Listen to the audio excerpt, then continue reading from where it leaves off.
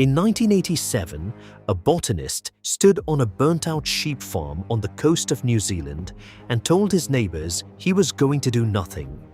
He would not spray the weed choking the hillsides. He would not cut it. He would not pull a single plant. The weed was gorse, the most hated plant in New Zealand farming, a thorny, fast-spreading invader that had swallowed the land and ruined it for pasture. Every farmer for 100 miles was at war with it, and this man was going to let it win. They called him a fool and a dreamer to his face. One of the biggest mistakes anyone on that peninsula had ever seen, because what he was proposing broke the single most sacred rule of land management. You kill the weed, always. He refused. And what grew out of that hated, thorny, useless weed over the next 30 years should not have been possible. Long before humans set foot on Banks Peninsula, the steep volcanic slopes were cloaked in dense native forest. Giant podocarps, red beech and tree ferns grew from the high ridges down to the coastal bays. This forest acted as a natural sponge, holding the fragile volcanic soil in place and feeding dozens of permanent freshwater springs. That ancient cover began to fracture 700 years ago when the first Polynesian settlers used fire to clear land. But the true ecological collapse began in the 1850s. Within 40 years, European farmers burned and logged more than 98% of the peninsula's native trees, replacing the complex forest with pasture for sheep. By the turn of the 20th century, the original forest was reduced to tiny scraps hidden in isolated gullies. Without the protection of the forest canopy, the steep marginal soils eroded under heavy rains, and the once reliable springs dried up. The cleared terrain was severely damaged, dry, and highly vulnerable. It was under these degraded conditions that gorse, a thorny, aggressive weed imported from Europe, began its rapid spread across the ruined hillsides, overtaking the abandoned pastures and locking the hills in a state of environmental arrest. In September 1987, a local freelance botanist named Hugh Wilson stepped onto a degraded, gorse-choked block of land east of Akaroa. Wilson was not a wealthy hobbyist looking for a vanity project.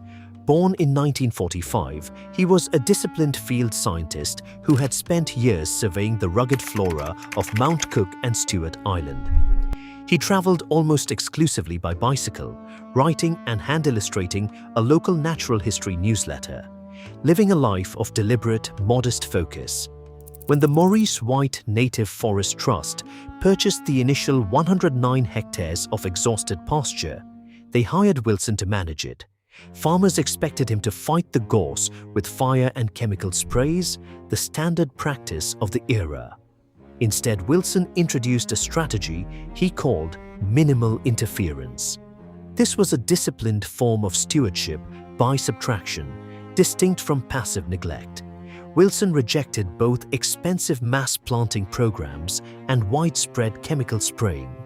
Instead, he identified the real ecological disruptors. He immediately removed the sheep, systematically tracked down feral goats, and targeted only a few highly aggressive, non-native vines and trees. For the dominant, thorny thickets of gorse, he did nothing.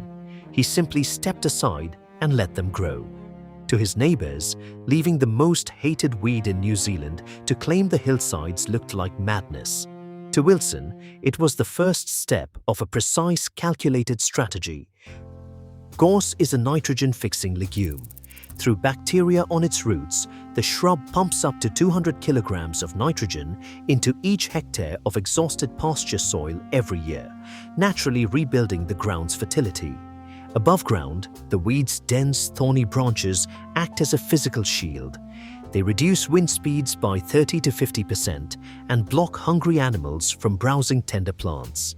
Underneath this spiky canopy, light transmission is filtered to just 5 to 10%. This creates a cool, damp microclimate that protects young plants from drying out. In this protected shade, native seeds carried by wind and birds find a safe place to germinate. First, shade-tolerant species like mahoi and poroporo sprout. Next, fast-growing pioneers like Kanuka and Manuka push up through the thorny tangle. As these native plants grow taller, they are followed by the giants of the New Zealand forest, conifers like Totara, Kahikatea and Matai. This successional chain triggers the eventual demise of the nurse canopy. Gorse is strictly shade intolerant. It requires direct, intense sunlight to survive. As the native canopy closes over the hillsides, the gorse beneath is starved of light. The bushes wither, die and rot away on the forest floor, returning nutrients back to the earth. The weed that farmers spent fortunes trying to destroy successfully engineers its own extinction, leaving a self-sustaining native forest in its place. In the first years after 1987, the hills of Hinewai remained stubbornly yellow. To anyone passing by, the block of land looked like a neglected, overgrown sheep run, an apparent failure of management. Yet beneath the thorny branches, the quiet process of ecological succession was already underway. By the late 1990s, the bright yellow canopy began to fracture. Dark green native foliage was visibly breaking through the weeds. Regular photographic monitoring captured this slow-motion takeover. One photo point shows 15-year-old gorse standing over bare leaf litter.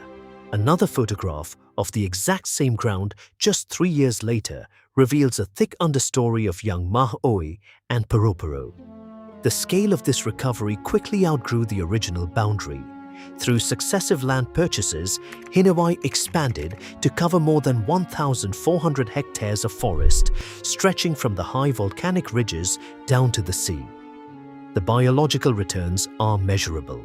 The botanical inventory now lists 350 native plant species and more than 60 varieties of ferns. Where dry, eroded clay once cracked under the summer sun, 47 permanent waterfalls and streams now run with clean water. Birdlife has followed the forest. At least 35 native bird species, including kereroo, bellbirds, and fantails, now nest in a complex canopy that planted itself. This ecological recovery eventually produced an unexpected financial return. In 1993, the Trust registered Hinewai under the New Zealand Emissions Trading Scheme. Today, the regenerating forest carbon sink removes over 2,700 tons of carbon dioxide from the atmosphere every year, generating a substantial, reliable stream of income through carbon credits. For decades, traditional land management forced these steep marginal hills into sheep pasture or monoculture pine plantations. Wilson challenged both approaches, proving that native forest soils and diverse canopies store carbon more securely than pasture grass. The Hinewai model shows that letting land heal is economically practical, offering a viable, self-funding strategy for rugged country worldwide. Yet the Hinewai method is not a universal blueprint. Its success relies on a strict set of ecological conditions. Most importantly, the recovering land must sit near an active, surviving native seed source. On isolated, cleared pasture miles from remnant bush, birds and wind cannot deliver the seeds of maho or totara. In those barren locations, gorse can remain a monoculture for generations. Even within Hinewai, 30 years of regeneration have not completely erased the weed, which still sprouts in sunny clearings. Other aggressive invaders offer no ecological benefits. While gorse dies in the shade, weeds like banana passion fruit smother mature trees and must be actively destroyed. The strategy requires distinguishing between temporary helper species and permanent destructors.